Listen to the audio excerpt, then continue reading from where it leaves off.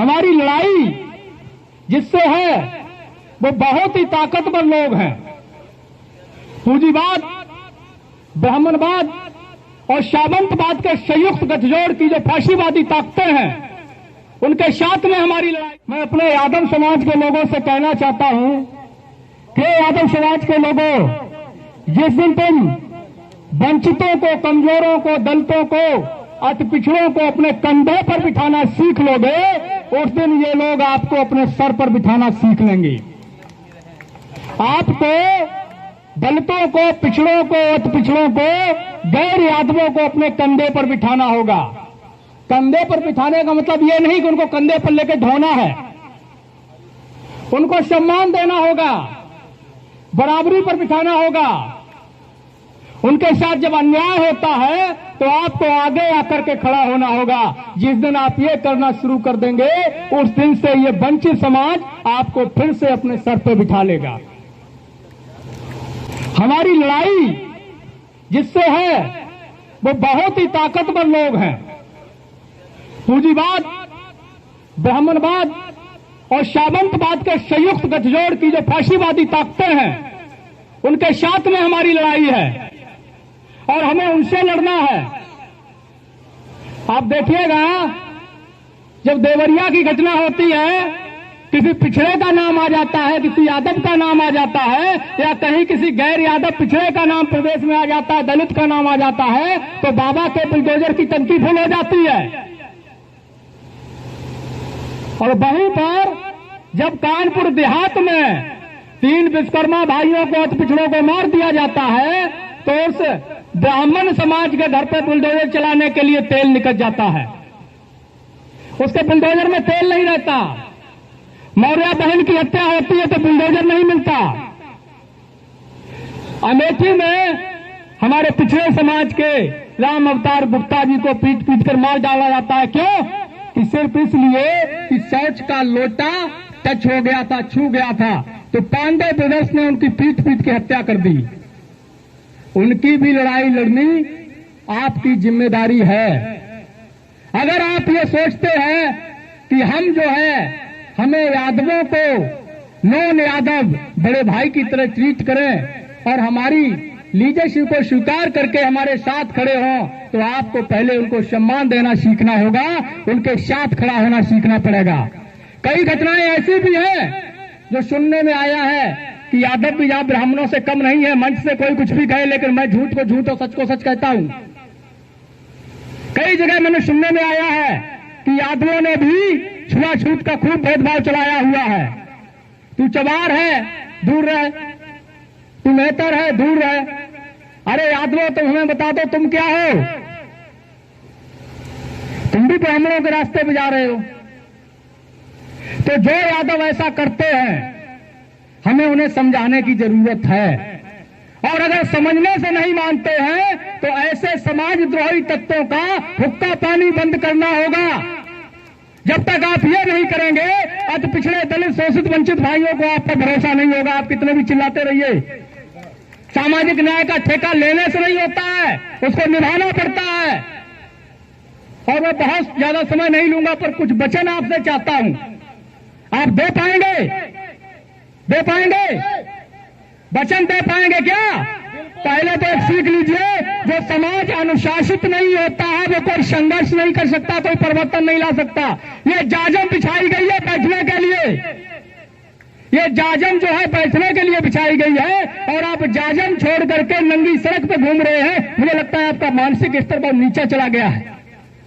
पहले तो आपको जाजम पर बैठना सीखना होगा। आप अनुशासित ही नहीं है, लड़ाई क्या लड़ेंगे? जाजम खाली पड़ी हुई है, चारों तरफ घूम रहे हैं। तो पहले तो हम एक वचन चाहते हैं, जो संविधान के विरोधी है, लोकतंत्र के विरोधी है, जो मनवादी सामंतवादी है, जो आपके हक हिस्सेदारी के विरोधी है, आरक्षण के विरोधी है, जाति जनगणना और मंडल कमीशन के विरोधी है, जो लोग आप पर अत्याचार करते हैं और उन अत्याचारियों के साथ खड़े होते हैं, आज से और अभी से, ये यादवों से ही नहीं, समस्त बहुजनों से मेरी अपील है, उनका दान मान मतदान बंद करिए। जो ब्राह्मणवादी लोग हैं, जो आप पर अत्याचार कर रहे हैं, आप आरक्षण की बात करते हैं, हिस्सेदारी की बात करते हैं, वो उसका विरोध करते हैं। आप जाति जनगणना की बात करते हैं, वो उसका विरोध करते हैं। आप पर अत्याचार होता है, वो अत्याचारियों के साथ खड़े होते हैं। तो फिर ऐसे लोगों का बहिष्कार करना ही इसका उचित समाधान है। अगर आपको शादी विवाह कराने के लिए संस्कारक नहीं मिल रहा है, तो उत्तर प्रदेश की मैं बात नहीं कर रहा हूं, पूरे भारत में आपको जिस जाति का संस्कारक चाहिए होगा और जिस विधि से आप कराना चाहते हैं, उसी विधि उसी जाति का संस्कारक विद्रोही आपको देगा। उसी विधि का उसी जाति का संस्कारक हम आपको देंगे। लेकिन आप ब्राह्मणों से संस्कार कराना बंद करिए।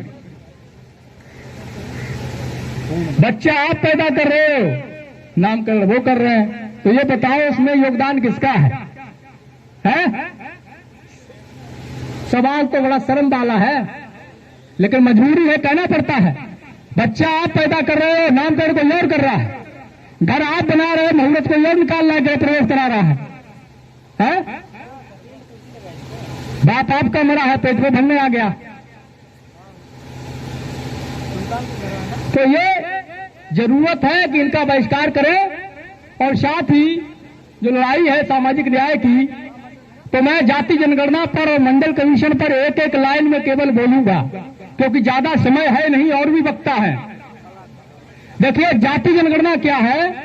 जो विरोधी लोग हैं वो जाति जनगणना का विरोध कर रहे हैं।